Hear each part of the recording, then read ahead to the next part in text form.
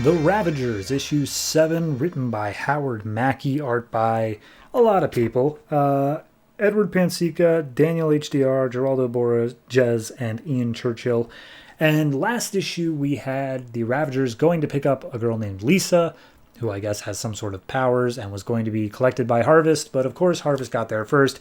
And now it's a smackdown between Warblade and Rose versus the Ravagers. So this issue picks up, Lisa's watching on and just like, I'm just going to straight up say my powers are future sight. I'm able to see things in the future in my dreams, but like it's a bunch of different versions of the future.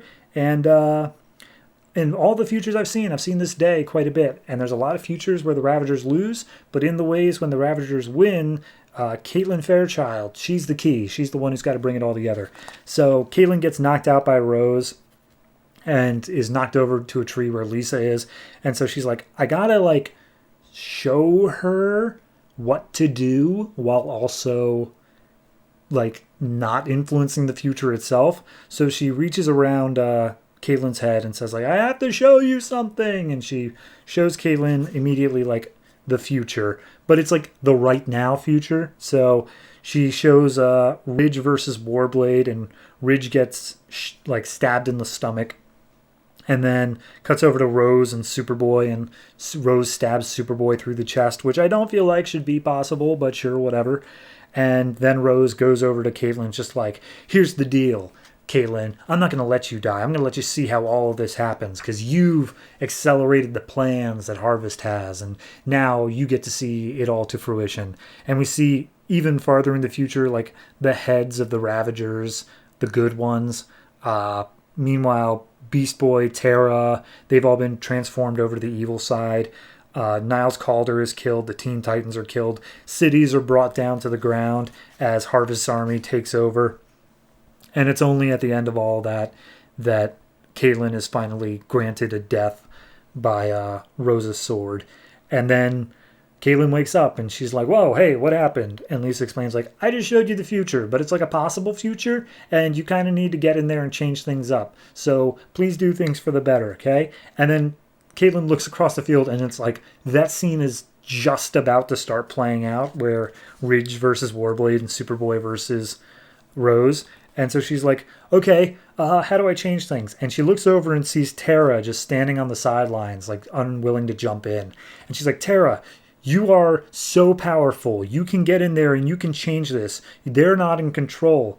And she's like, I can't do it. Like he did so many things to me. And she's like, look, this is your chance. It's a chance for, and then Terra just like gets this grin on her face. And she's like, this is a chance for revenge. And Caitlin's like, I was going for freedom, but you do you. And so then Terra immediately starts unleashing like her full power, starts destroying the entirety of the ground beneath them. And Rose and Warblade rush in, are just like, oh, bring it, girl, we can take you. And she's like, no, you can't. And immediately she just drops down the earth beneath them and is totally willing to straight up kill them. And the rest of the team jumps in being like, hey, don't kill them. We're only better than them because we don't kill them. And it's like she's like, no, like they are going to come back again. We have to do this. We have to end them once and for all. And Ridge is kind of like, maybe she has a point. Maybe it's something we should discuss. And Caitlin's immediately chewing him out for it. But then Terra's like, no discussion. We end this now. And Terra uses her powers to cause an earth spike that just impales Warblade through the chest. And Beast Boy's like, what did you do?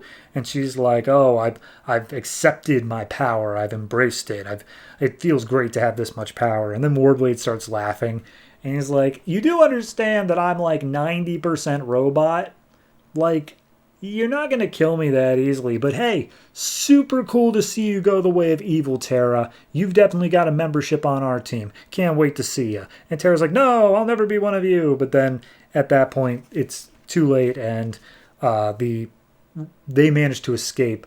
And Lisa comes up behind and is just like, what the heck, guys? Caitlin, I told you to make things better, but you literally went down one of the bad paths, one of the bad futures I saw. And she's like, well, show me how to fix it. And she's like, no, you're just going to mess stuff up more. Just screw it. I don't want to be part of your team either. I'm out. Peace. Don't follow me.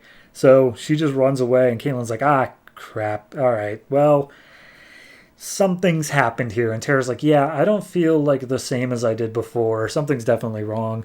So they go back to Niles Calder's like training center, and Caitlin's like, hey, I was kind of shown the future, and you're right in that we have no idea how powerful they are, and we definitely need to teach them how to control that stuff. And Niles is like, yeah, no worries. We'll figure out how to do that, and we'll take whatever extreme measures are necessary.